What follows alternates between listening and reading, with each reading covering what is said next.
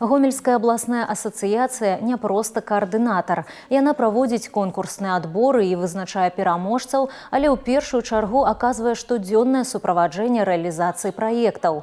Пасля перамоги проекта ў конкурсе да механізму яго ажыццяўлення подключаются органы выканаўчай улады, якія вызначаюць арганізацыю выканаўца, што будзе дапамагаць реализовывать гэты проект.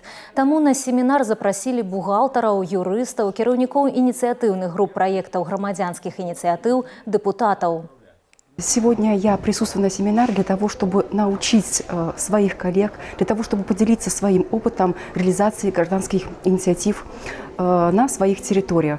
Дело в том, что мы уже второй год являемся победителями открытого конкурсного отбора проектов гражданских инициатив. При реализации второго этапа проекта мы планируем закупить интерактивное оборудование, музыкальное оборудование, а также установить памятный знак героям Великой Отечественной войны. Наш проект – это создание памятного места «Мемориал Эхо Чернобыля», стоимость которого более 20 тысяч рублей, из которых 10% софинансирования – это более 2000 рублей. Я благодарна коренным жителям, которые тоже поучаствовали, и предприятия, организации нашего района. И вот в канун 40-летия Чернобыльской аварии мы решили сделать этот памятник и открыть его. С кожным годом, а ў Беларусі трэці год працуюць у накірунку рэалізацыі праектаў грамадзянскіх ініцыятыў, павялічваецца актыўнасць грамадзян і колькасць пададзеных заявак на конкурсны адбор.